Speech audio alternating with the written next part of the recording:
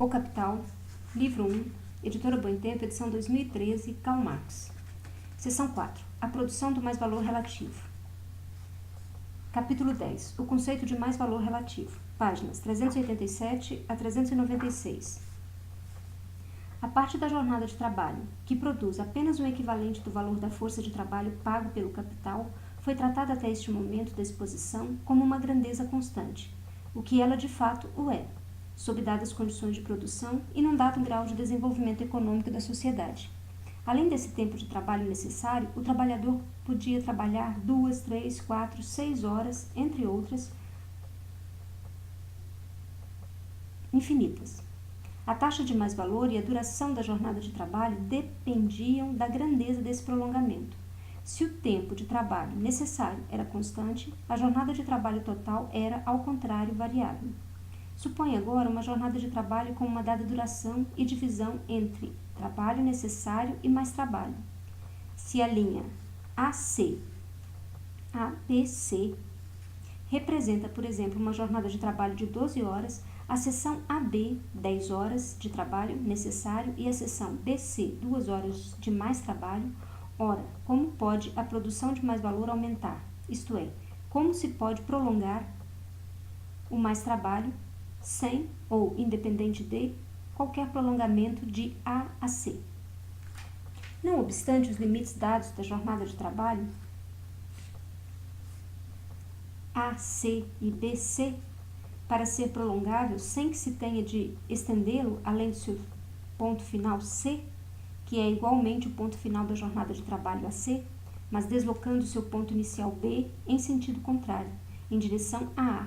Suponha que B1 barra B em AB1, B e C seja igual a metade de BC, ou seja, igual a 1 hora de trabalho. Se a jornada de trabalho de 12 horas AC deslocamos o ponto B para B1, BC se prolonga em B1C. O mais trabalho aumenta uma metade, de 2 para 3 horas, embora a jornada de trabalho continue a durar 12 horas. Mas essa extensão do mais trabalho de BC para B1C, de 2 para 3, é obviamente impossível sem a simultânea contração do trabalho necessário de AB para AB1, de 10 para 9 horas. O prolongamento do mais trabalho corresponderia ao encurtamento do trabalho necessário ou, em outras palavras, a parte do tempo de trabalho que o trabalhador até agora utilizava para si mesmo, é convertida em tempo de trabalho para o capitalista. A mudança estaria na duração da jornada de trabalho, mas não na duração da jornada de trabalho, mas em sua divisão em trabalho necessário e mais trabalho. Por outro lado, com dada grandeza de jornada de trabalho e dado valor de força de trabalho, a grandeza do mais trabalho é evidentemente dada. O valor da força de trabalho, isto é, o tempo de trabalho requerido para sua produção, determina o tempo de trabalho necessário para a produção de seu valor. Se 1 hora de trabalho se representa numa quantidade de ouro de meio shilling ou 6 pence, e se o valor diário da força de trabalho é de 5 shillings, o trabalhador tem de trabalhar 10 horas diárias para repor o valor diário que o capital lhe pagou por sua força de trabalho ou para produzir um equivalente do valor dos meios de subsistência que lhe são diariamente necessários. Com o valor de seus meios de subsistência está dado o valor de sua força de trabalho. Nota 1. O valor do salário médio diário é determinado por aquilo que o trabalhador precisa para viver, trabalhar e procriar. William Patch, página 64. O preço do trabalho é sempre determinado pelo preço dos meios de subsistência necessários. O salário do trabalhador não é o bastante quando não chega para alimentar uma família tão grande como costuma ser o fado de muitos deles, de acordo com sua baixa condição como trabalhadores. Jacob van der Laan, página 15. O simples trabalhador, que não possui mais do que seus braços e sua força, tem a não ser que consiga vender a outro em seu trabalho. Por isso, em qualquer tipo de trabalho tem de ocorrer, e de fato assim ocorre, que o salário do trabalhador é limitado àquilo que ele necessita para seu sustento. Turgot, página 10. O preço dos meios de subsistência é de fato igual aos custos da produção do trabalho. Malthus, Londres, 1815, página 48, nota.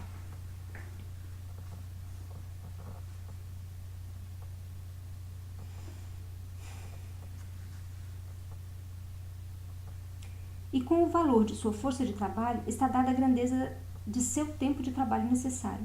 A duração do mais trabalho, no entanto, é obtida subtraindo da jornada de trabalho total o tempo de trabalho necessário. 10 horas subtraídas de 12 resultam em 2 horas, e não se vê como nas condições dadas pode-se prolongar o mais trabalho mais do que 2 horas.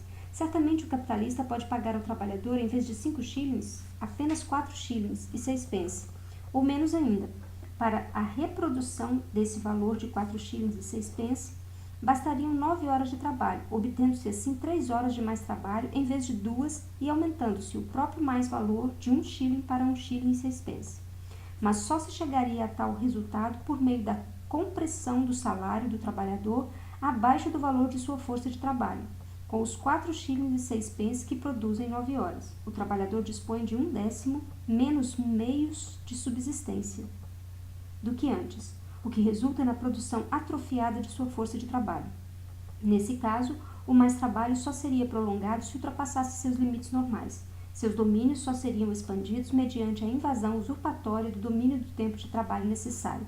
Apesar do importante papel que desempenha no movimento real do salário, esse método é aqui excluído pelo pressuposto de que as mercadorias, portanto,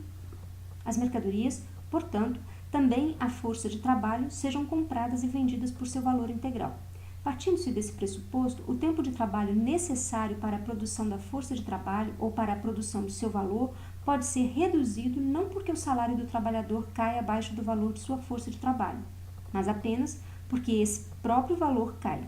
Daí a duração da jornada de trabalho, o prolongamento do mais trabalho, tem de resultar da redução do tempo de trabalho necessário, em vez de, ao contrário, a redução do tempo de trabalho necessário resultar do prolongamento do mais trabalho.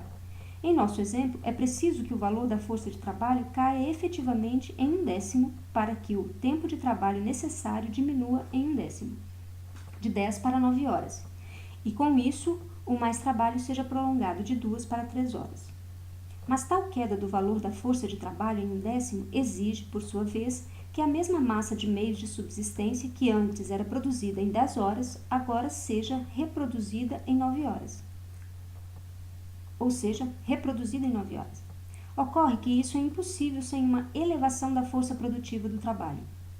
Por exemplo, suponha que um sapateiro com dados meios fabrique um par de botas numa jornada de trabalho de 12 horas. Para fabricar 2 pares de botas no mesmo tempo, a força produtiva de seu trabalho tem de ser duplicada, e ela não pode ser duplicada sem que se alterem seus meios de trabalho, ou seu método de trabalho, ou ambos. É preciso, portanto, que ocorra uma revolução nas condições de produção de seu trabalho, isto é, em seu modo de produção, e assim no próprio processo de trabalho. Por elevação da força produtiva do trabalho, entendemos precisamente uma alteração no processo de trabalho por meio do qual o tempo de trabalho socialmente necessário para a produção de uma mercadoria é reduzido de modo que uma quantidade menor de trabalho é dotada da força para produzir uma quantidade maior de valor de uso. Nota 2. Quando as indústrias se aperfeiçoam, o que é, senão a descoberta de novos caminhos pelos quais se pode criar uma manufatura com menos homem ou, o que é o mesmo, num tempo mais curto do que antes. Galliani, Della Moneta, citação página 158 e 159. A economia dos custos de produção não pode ser senão a economia da quantidade de trabalho empregado para produzi-la. Simonide, Etude, tomo 1, página 22.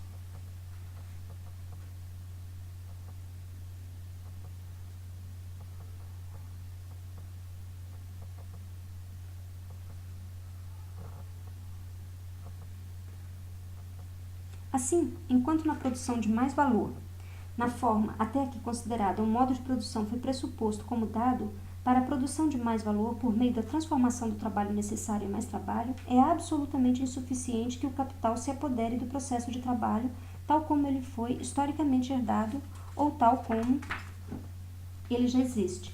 limitando-se a prolongar a sua duração. Para aumentar a produtividade do trabalho, reduzir o valor da força de trabalho por meio da elevação da força produtiva do trabalho e, assim, encurtar parte da jornada de trabalho necessária para a reprodução desse valor, ele tem de revolucionar as condições técnicas e sociais do processo de trabalho, portanto, revolucionar o próprio modo de produção. O mais-valor obtido pelo prolongamento da jornada de trabalho chamo de mais-valor absoluto.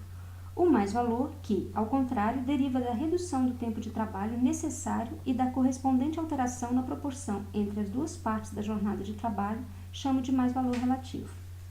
Para reduzir o valor da força de trabalho, o aumento da força produtiva tende a afetar os ramos da indústria cujo produto ou cujos produtos determinam o valor da força de trabalho. Portanto, aqueles ramos que ou pertencem ao círculo dos meios de subsistência habituais ou podem substituí-los por outros meios. Porém, o valor de uma mercadoria não é determinado apenas pela quantidade de trabalho que lhe confere sua forma última, mas também pela massa de trabalho contida em meios de produção. O valor de uma bota, por exemplo, não é determinado só pelo trabalho do sapateiro, mas também pelo valor do couro, do piche, do cordão, etc. Portanto, a queda no valor da força de trabalho é também causada por um aumento na força produtiva do trabalho e por um correspondente barateamento das mercadorias naquelas indústrias, que fornecem os elementos materiais do capital constante, isto é, os meios e os materiais de trabalho para a produção dos meios de subsistência.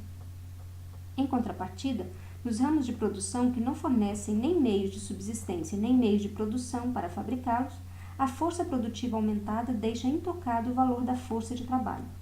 Naturalmente, a mercadoria mais barata diminui o valor da força de trabalho apenas pro tanto, isto é, na proporção em que essa mercadoria participa na produção da força de trabalho.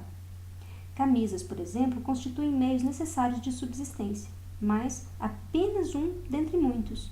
Seu barateamento reduz apenas o gasto do trabalhador com camisas. No entanto, a totalidade dos meios necessários de subsistência compõe-se de várias mercadorias, cada uma delas produto de uma indústria distinta, e o valor de cada uma dessas mercadorias constitui uma alíquota do valor da força de trabalho.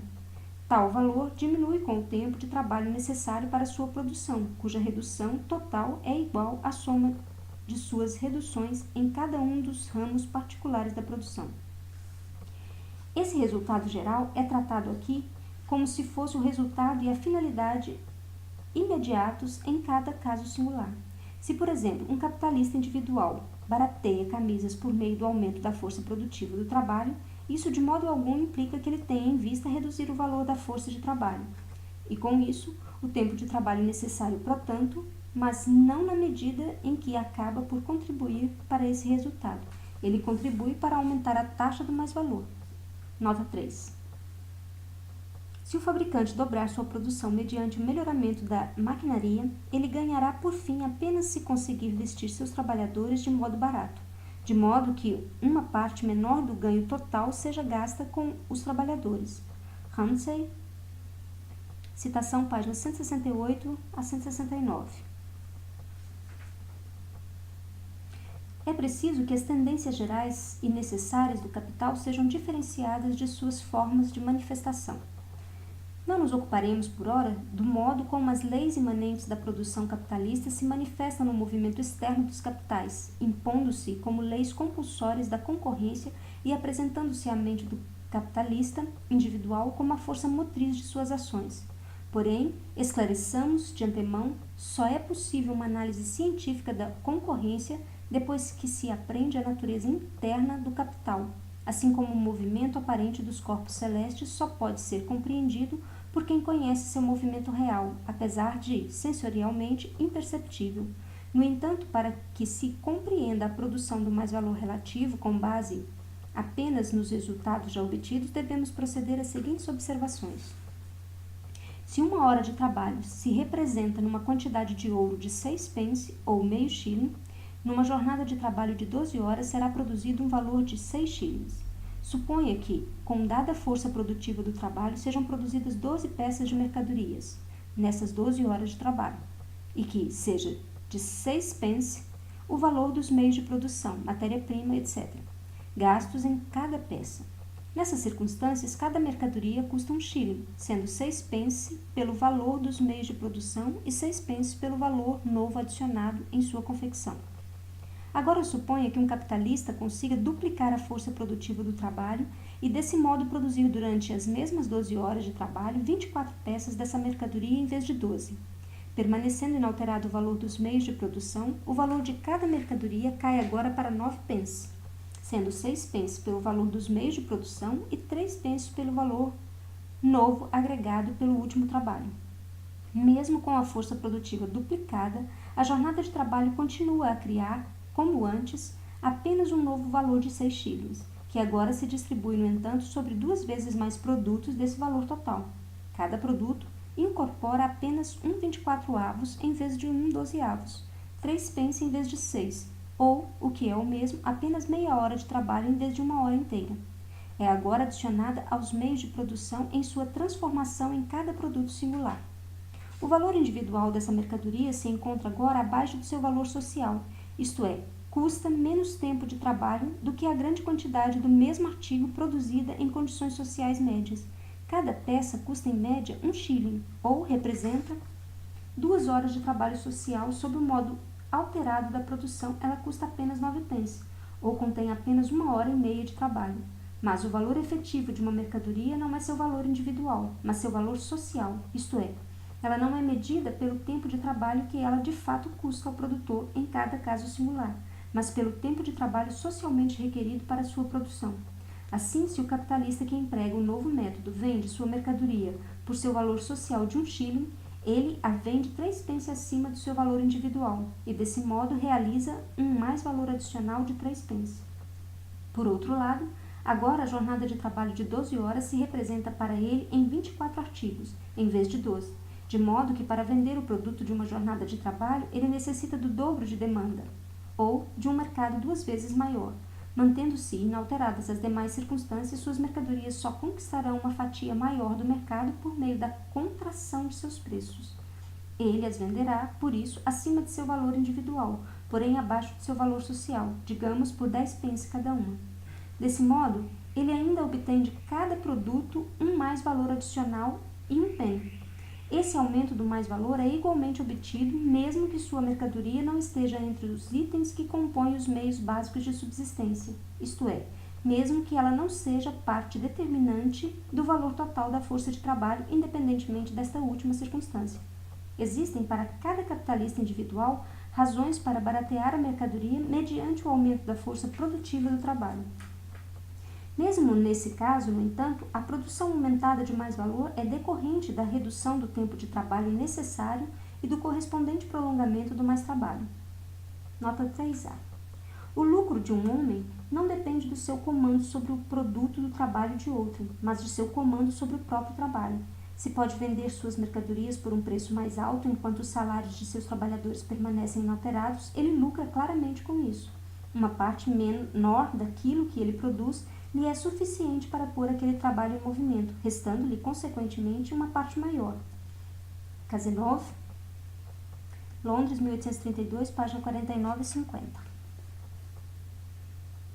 Suponha que 10 horas sejam o tempo de trabalho necessário, 5 shillings o valor diário da força de trabalho, 2 horas o tempo de mais trabalho e 1 shilling o mais valor produzido diariamente. Mas nosso capitalista produz agora 24 peças que ele vende a 10 pence cada uma, ou por um valor total de 20 shillings. Como o valor dos meios de produção é de 12 shillings, 14/2 dessas peças da mercadoria apenas repõe o capital constante adiantado. A jornada de trabalho de 12 horas se representa nas 9/3 peças restantes, com o preço da força de trabalho, igual a 5 shillings. O tempo de trabalho necessário se incorpora em 6 peças e o mais trabalho em 3/5 de peças. A proporção deste trabalho necessário e o mais trabalho, que nas condições sociais médias é de 5:1, é agora de 5:3. O mesmo resultado é obtido da seguinte forma: o valor do produto da jornada de trabalho de 12 horas é 20 shillings. Desta soma, 12 shillings pertencem ao valor dos meios de produção, que apenas reaparece no produto final. Restam assim 8 shillings como expressão monetária do valor no qual a jornada de trabalho se representa. Essa expressão monetária é maior do que a do trabalho social médio de mesmo tipo. 12 horas desse trabalho se representa em apenas 6 shillings. O trabalho excepcionalmente produtivo atua como trabalho potencial ou potenciado, ou cria, no mesmo tempo, valores maiores do que o trabalho social médio do mesmo tipo. Mas nosso capitalista continua a pagar, como antes, apenas 5 shillings pelo valor diário da força de trabalho. Por isso, agora, o trabalhador necessita, em vez das 10 horas de antes, apenas de 7 horas e meia para reproduzir esse valor. Seu mais trabalho aumenta, assim, 2 horas e meia. E o mais valor de produção aperfeiçoado é, portanto, capaz de apropriar-se de uma parte maior da jornada de trabalho para um maior trabalho do que os demais capitalistas no mesmo ramo de produção. Ele realiza individualmente o que o capital realiza em larga escala, na produção do mais valor relativo. Por outro lado, esse mais valor adicional desaparece assim que o novo modo de produção se universaliza e apaga-se a diferença entre o valor individual das mercadorias barateadas a seu valor social. A mesma lei da determinação do valor pelo tempo de trabalho que se apresentou ao capitalista, juntamente com o novo método de produção, sob a forma de que ele é obrigado a vender sua mercadoria abaixo de seu valor social, força seus concorrentes, como lei coercitiva da concorrência, a aplicar o novo modo de produção. Nota 4. Se meu vizinho pode vender barato produzindo muito com pouco trabalho, sou obrigado a vender tão barato quanto ele. É assim que toda arte, todo método e toda máquina que possibilita trabalhar com menos mãos e, consequentemente, torna o trabalho mais barato, cria para os outros uma espécie de obrigação e uma concorrência, seja para empregar a mesma arte, o mesmo método ou a mesma máquina, seja para inventar algo semelhante a fim de que todos estejam no mesmo patamar e ninguém esteja em condições de vender mais barato que seu vizinho. Em Londres, 1720, página 67.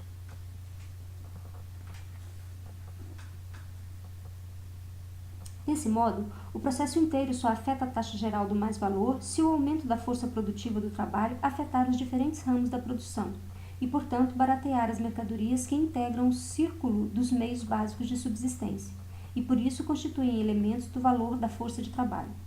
O valor das mesmas mercadorias é inversamente proporcional à força produtiva do trabalho e o mesmo vale para o valor da força de trabalho, por ser determinado pelos valores das mercadorias.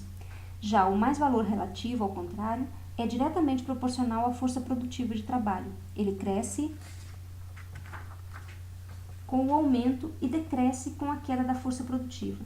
Uma jornada de trabalho social média de 12 horas, pressupondo-se como constante o valor monetário do dinheiro, produz sempre o mesmo produto de valor de 6 shillings, independentemente de como essa soma seja distribuída entre o equivalente do valor da força de trabalho e o mais-valor. Mas, se, em consequência do aumento da força produtiva, o valor dos meios de subsistência diários e, por conseguinte, o valor diário da força de trabalho cair de 5 para 3 shillings, o mais-valor aumentará de 1 para 3 shillings. Para produzir o valor da força de trabalho, são necessários agora apenas 6 horas de trabalho, em vez de 10 horas anteriores. 4 horas de trabalho foram liberadas e podem ser agregadas ao domínio do mais trabalho. Vê-se assim o impulso imanente e a tendência constante do capital a aumentar a força produtiva do trabalho para baratear a mercadoria e com ela o próprio trabalhador. Nota 5. Qualquer que seja a proporção em que se diminuam as despesas de um trabalhador, seu salário será reduzido na mesma proporção, se, ao mesmo tempo, forem removidas as restrições à indústria. Londres, 1753, página 7. O interesse da indústria exige que os cereais e todos os meios de subsistência custem o menos possível, pois o que os encarece também tende a encarecer o trabalho. O preço dos meios de subsistência afeta o preço do trabalho em todos os países em que a indústria não se submete a quaisquer restrições. O preço do trabalho diminuirá sempre que os meios básicos de subsistência se tornarem baratos. Ibsen, página 3. Os salários caem na mesma proporção em que aumentam as forças de produção. A maquinaria barateia, é verdade, os meios básicos de subsistência, mas também barateia o trabalhador. Londres, 1834, página 27. O valor absoluto da mercadoria é por si mesmo indiferente para o capitalista que a produz, pois a este só interessa o mais-valor nela incorporado e realizável na venda. A realização do mais-valor consigo necessariamente a reposição do valor adiantado. A realização do mais-valor traz consigo necessariamente a reposição do valor adiantado. Ora, como o mais-valor relativo aumenta na proporção direta do desenvolvimento da força produtiva do trabalho, ao passo que o valor das mercadorias cai na proporção inversa desse mesmo desenvolvimento. E como, portanto, o mesmo processo barateia as mercadorias e aumenta o mais-valor nelas contido. Temos a solução do enigma de por que o capitalista, cuja preocupação é a produção de valor de troca, esforça-se continuamente para diminuir o valor de troca das mercadorias, numa contradição com que Quesnay, um dos fundadores da economia política, torturava seus oponentes e a qual eles jamais conseguiram dar uma resposta. Citação. Admitis, diz Quesnay, que quanto mais se pode, sem prejuízo da produção, economizar nos gastos ou nos dispendiosos trabalhos realizados na fabricação de produtos industriais, tanto mais vantajosa é essa produção, porquanto diminui o preço desses produtos. E apesar disso, credes que a produção da riqueza que resulta do trabalho dos industriais consiste no aumento do valor de troca de seus produtos? Relendo. E apesar disso, credes que a produção da riqueza que resulta do trabalho dos industriais consiste no aumento do valor de troca de seus produtos. Nota 6.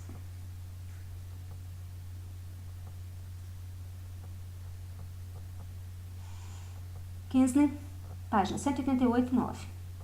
Esses especuladores são tão parcimoniosos do trabalho dos trabalhadores que eles deveriam pagar. J. N. Biddle, 1828, página 13. O empregador buscará sempre economizar tempo e trabalho. Dugall, Stewart em Sir Hamilton, Organização Works, Edimburgo, 1855. Volume 8. Página 318. Eles, os capitalistas, têm interesse em que a força produtiva dos trabalhadores que eles empregam seja a maior possível. Sua atenção se volta quase exclusivamente para o aumento dessa força. R. Jones, Londres, 1831, leitura 3. Na produção capitalista, portanto, a economia do trabalho por meio do desenvolvimento de sua força produtiva não visa em absoluto a redução da jornada de trabalho.